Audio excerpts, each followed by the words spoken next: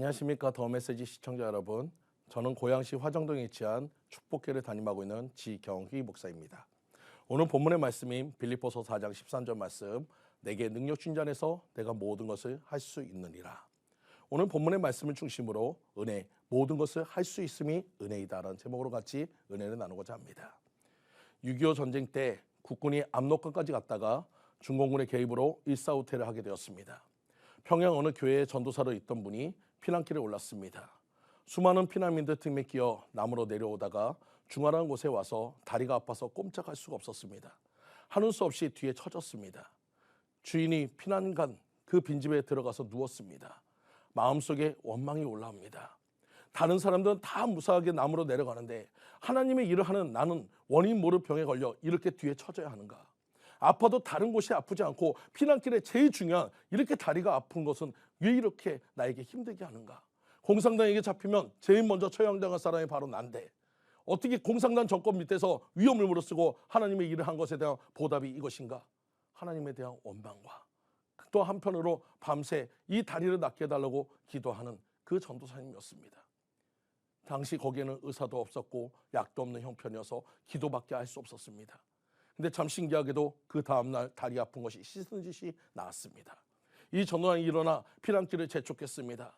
얼마 더 남으로 내려가니까 길 옆에 총에 맞은 시체들이 수십 구가 늘어서 있는 것을 가만히 보니까 어제같이 피난을 가던 사람들이었습니다. 피난민 일행이 남으로 내려오다가 인민군 군수창고를 하나 발견했는데 그 안에 군복 외투가 많이 있었답니다. 추운 겨울이니까 너도나도 외투를 하나씩 꺼내 입고 계속해서 내려갔습니다. 근데 그것을 미군 정찰기가 이것을 보고 인민군이 남아한 것으로 오인해서 기지에 연락을 했습니다. 아무개 지점에 인민군 병력이 이동하고 있다. 금방 전투기들이 출격해서 기총사살을 했다는 것입니다. 이 전도사님은 얼마 동안 꼼짝하지 못하고 그 신신들을 바라보며 어제 하나님을 원망하던 자신의 일을 생각하며 회개하고 자기를 살려주신 하나님의 특별한 뜻에 어디 있었는가 그것을 깊이 생각했다는 것입니다. 월남은 이 목사님은 이 일을 늘 생각하며 목회에 힘써 한국교회에 큰 영향을 미치는 훌륭한 목사님이 되었습니다. 이것은 바로 장로교 증경 총회장이며 노량진교회 원로 목사님이신 님이식 목사님의 이야기입니다.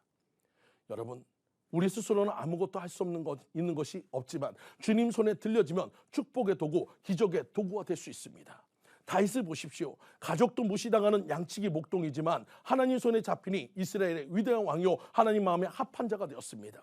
모세를 보십시오. 처가살이하는 연약한 노인이 주님 손에 잡히니 이스라엘 민족을 애굽에서 인도해내는 위대한 영도자가 되었고 지도자가 되었습니다. 기도원을 보십시오. 미디안 군대에 들킬까봐 몰래 타작하던 소심한 청년이 하나님 손에 잡히니 300명으로 미디안 군대를 물리치는 큰 용사가 되었습니다. 베드로를 보십시오. 하루하루 물고기를 잡던 인생이 예수님 손에 잡히니 5,000명, 3,000명을 변화시키는 제자가 되었습니다. 성경의 많은 인물들은 본인의 능력이 위대한 것이 아니 하나님 손에 잡힐 때 위대한 일을 행하였다는 것을 믿으시기 바랍니다. 성경의 인물만이 아니 믿음의 선지들 중에 링컨 대통령은 하나님께 기도하여서 노예 해방을 통해 모두가 평등한 나라를 만들었습니다. 또 조지 뮬러는 3만 번의 기도 응답을 받았습니다.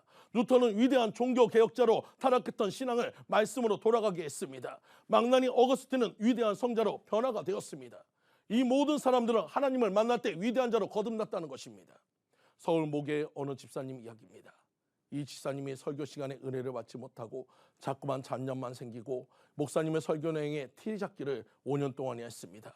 그러던 어느 날 집사님은 내가 이래서는 안 되지 생각하고 더 유명한 목사님의 설교를 들으면 은혜를 받겠지 생각하고 교회를 옮겨보려고 했습니다.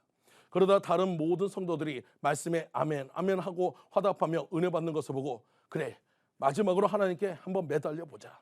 그래서 기도원으로 갔습니다. 정말 소나무 뿌리를 뽑아버릴 정도로 하나님 무엇이 문제입니까? 목사님이 문제입니까? 내가 문제입니까? 설교 내용이 문제입니까? 은혜 받을 수 있는 방법을 가르쳐 주세요. 간절히 기도했습니다. 월요일, 화요일, 수요일, 목요일이 지나 아무런 응답이 없자 초조해지기 시작한 이 집사님은 죽기 살기로 주님을 붙잡고 매달렸습니다. 그랬더니 금요일 새벽이 되자 자신에게 들려주는 하나님의 또렷한 음성이 들렸습니다. 아무개 집사야, 은혜는 누가 주냐? 내가 주는 것이다. 내가 은혜 받지 못한 것을 왜 설교 탓으로 돌리느냐? 목사가 문제가 아니라 내 탓이다. 내가 은혜 받을 준비가 안 되어 있는데 은혜를 사모하지 않는데 어찌 은혜를 받겠느냐? 은혜를 받아 담을 그릇을 준비하거라. 이 말씀이 들렸습니다. 그래서 그날 회개하고 그때부터 은혜를 삼하고 하나님 목사님을 통해 내게 말씀을 주세요. 은혜 받게 해주세요.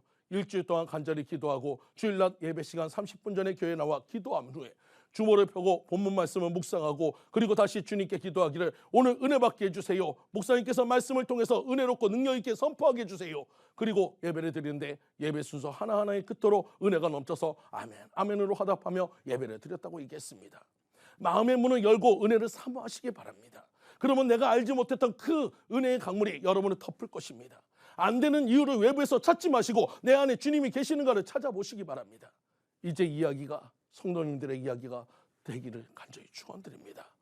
우리 모습은 연약하고 부족하지만 하나님 손에 잡힐 때 우리의 인생 곧 우리가 상상하는 이상의 인생을 살아가게 될 것입니다. 이것을 놓고 기도하시는 성도님들 모두가 되시기를 간절히 축원드립니다. 지금까지 더 메시지 지경희 목사였습니다.